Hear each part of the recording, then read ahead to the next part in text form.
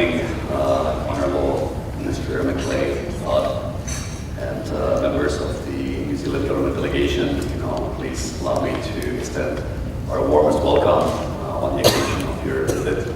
I also want to thank the Prime Minister for his very kind words. Also, Mr. McLeod, you've been very kind towards me in many international forums, including as recently as last weekend at the G20 Trade Ministers meeting in Shanghai. So, Assalamualaikum warahmatullahi wabarakatuh. Good morning to you all, honorable guests, ladies and gentlemen, ambassadors, by the way, head of our Food and Drug Administration, and sorry if I don't mention each of the distinguished guests one by one. I feel that this visit, that this dialogue we have with New Zealand is very special. For starters, not only is Prime Minister John Key ex-Merrill Lynch, and I'm ex-Morgan Stanley, but Australia Prime Minister Malcolm Turnbull is also ex-Goldman. So we have a funny little investment bankers triangle going on between Australia, New Zealand, and Indonesia now.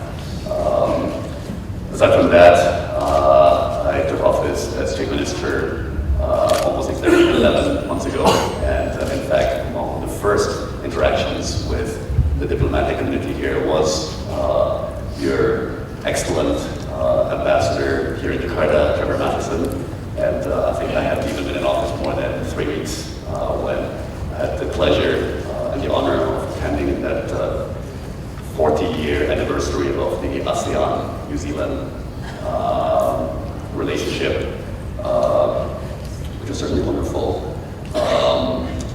Aside from that, I also had a very good relationship with Minister McLeod's predecessor, Tim Grozer, who was quite a feisty trade minister, but I greatly respect him for that. We need more of that, frankly. Maybe things get a bit too technocratic in our trade ministers' meetings, but he has since moved on to be New Zealand's distinguished ambassador to Washington, D.C., and I certainly look forward to continuing the excellent bilateral dialogue with Todd, with Mr. McLeod. My remarks will be fairly short this morning, but I certainly feel compelled to echo Prime Minister Key's and Minister McLeod's comments that the Indonesian and New Zealand economies are so complementary. It's remarkable, and I think it's perhaps for that reason, among others, that the relationship is fairly friction-free, I would say. It's very harmonious. I think personally, I keep a keen eye on our society's consumption of proteins. I think, sorry, a bit of an inside joke for the Indonesians in this room. I'm now most famous for beef. Since I made the cover of Temple magazine as the butcher of Indonesia, wearing an apron with a big butcher knife. I've learned more about beef and cattle trade in the last 2 months than I think I have over the last previous lifetime. So protein consumption is something that I monitor quite closely. World Bank claims, somewhat tragically if true, that 37% of our children in Indonesia experience stunting. Now, of course, that makes me care very deeply about prenatal, postnatal, and neonatal nutrition, and dairy proteins, such as those produced from the dairy raw materials that we import from New Zealand, therefore become a very important part of not only our economic strategy, but our social strategy, frankly. In fact, I remember when I went to that 40-year anniversary celebration in ASEAN, New Zealand, it was just after dairy giant Fonterra from New Zealand had cut the ribbon on their brand new factory, I think in east of Jakarta. Is that right, Councillor? Yeah, and I think it's a wonderful step. I personally personally very much appreciate that step by New Zealand dairy giant Fonterra to establish a facility here to further smoothen this very important trade we have in dairy, which, as I mentioned, is important for nutrition, especially childhood nutrition. I think I'm also keenly monitoring what I call lifestyle products, and I see among the audience some players in lifestyle products. Again, want to echo and endorse Prime Minister Key and Minister McClay's comments on Indonesia's and ASEAN's rising middle class. So I think on the serious side, we've got education, we've got healthcare. On the take a break side, we've got coffee and food franchises and tourism, hospitality. Many of us know that as our economies develop, they tend to shift more and more towards services.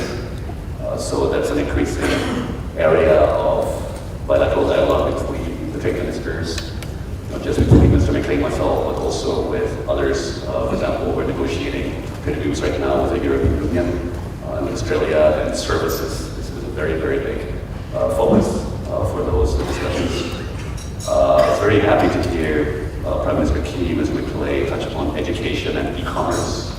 I've made comments, public comments in the media in recent weeks, that I believe that in the 21st century global competition, Indonesia will be one of the winners when it comes to e-commerce. So I applaud the New Zealand's government focus on e-commerce and how we can potentially plug in to each other. I think it would be remiss of me if I didn't mention President Jokowi's economic reform program. It was particularly manifested in the launch about 10 months ago, 9.5 months ago, of our massive deregulation drive.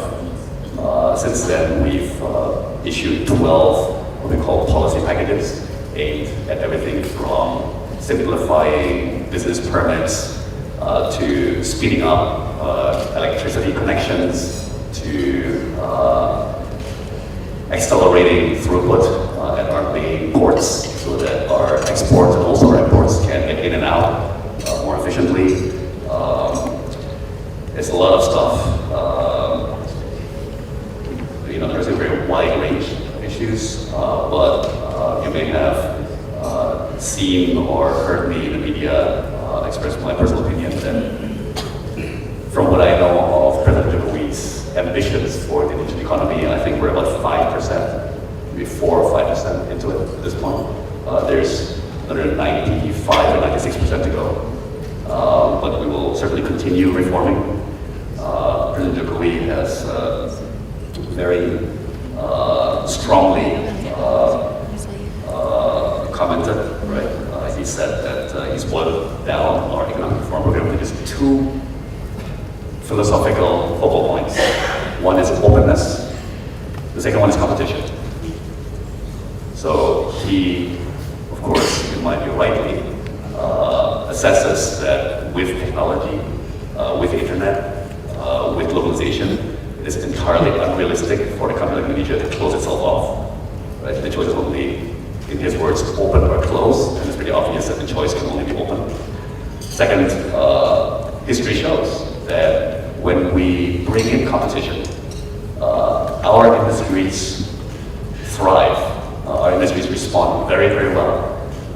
The president likes to use examples from our airline industry, which used to be only 3 airlines, of which 2 were state-owned. Then we deregulated and opened up, became 70 airlines. Our flag carrier, Garuda, went bankrupt twice. But 15 years later, guess what? Airfares are cheap. Our aviation industry is maybe 4 times what it was. There's only 3 airlines. Now we have 60 airlines. And Garuda is one of only 7 airlines in the world to be rated 5-star by Skytrax. So imagine that, right? Like a stodgy old state of monopoly, which in the president's words used to have lousy service, sky-high ticket prices. Oh, I see the former CEO of Garuda. One of the reformists. So,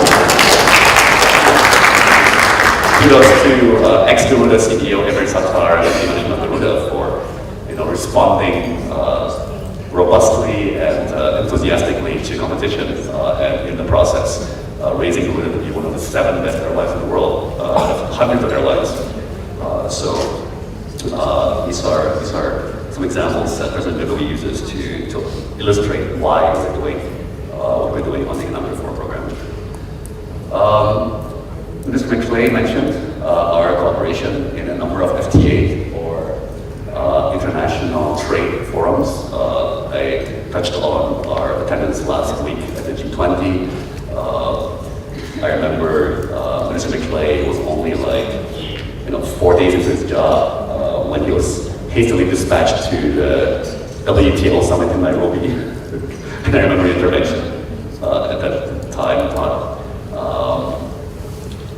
Mr. McClay mentioned on RCEP, the Regional Comprehensive Economic Partnership, which is the 10 ASEAN countries plus 6, so it's a giant, slightly unwieldy, plurilateral as I like to call it, trade agreement or discussion. So the 10 ASEAN countries plus Japan, Korea, China, India, Australia, New Zealand.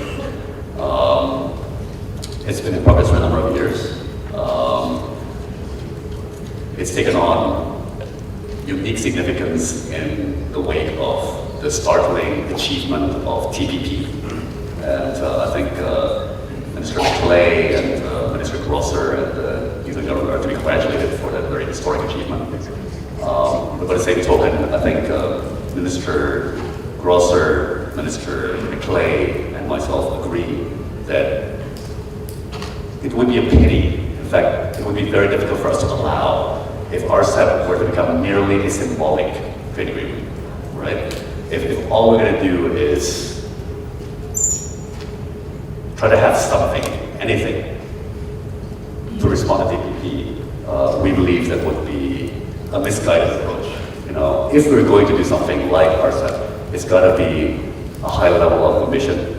It should carry a lot of substance. It should force the developing countries to reform structurally and progress. And anything less than that, I think certainly the mood in many capitals around the world, I think even among many societies around the world, is, I think, I agree with Ms. McClay, there will be a lot of patience for a mediocre trade agreement on RCEP.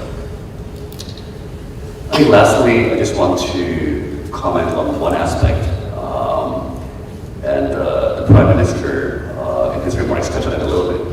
And I want to observe very respectfully and admiringly New Zealand's success in creating what I view as a very egalitarian, harmonious, and socially stable society.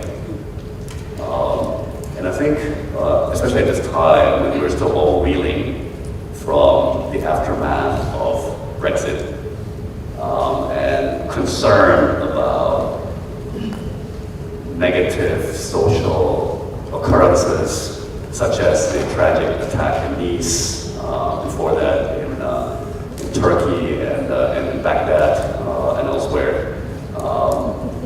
I really feel an even greater urgency for us technocrats, if need be, to become less technocratic, right? To remind ourselves what we're actually doing all this for in the end.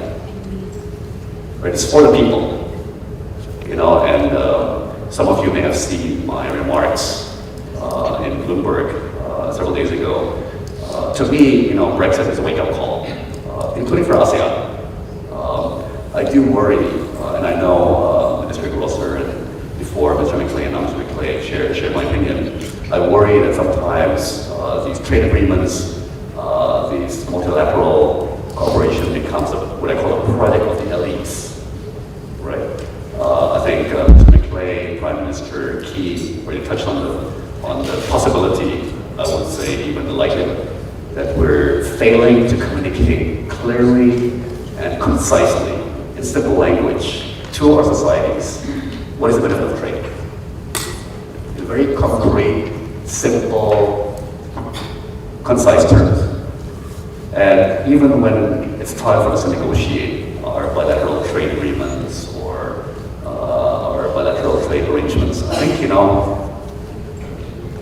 we may want to consider a greater emphasis on sectors that Mr. McClay and Prime Minister Security touched on: education, right? Education, healthcare, even lifestyle. One major thing that we're doing all this for is jobs and social advancement. We want those 200 million poor Indonesians that Prime Minister Key mentioned to progress, to move up from, into the middle class. It requires education, it requires skills, it requires health. And, in America, there's this saying, all work and no play makes Jack a dull boy. Right? So, yeah, we need lifestyle too. We need lifestyle, we need tourism. And services and lifestyle is great for people to do exchange. So that also promotes social harmony, cross-cultural understanding. So again, I think I welcome the opportunity to be an intellectual partner with my colleague, Minister McClay, to be a philosophical partner with Minister McClay and the Newfoundland government, as perhaps we go into a period of soul-searching among trade ministers around the world. But in the meantime, I do hope that those of you engaged in the Indonesia and New Zealand business exchanges and collaborations continue to push forward. We're here for you. I hope it's clear by now that under President Jokowi, the ministers are accessible to an unprecedented degree.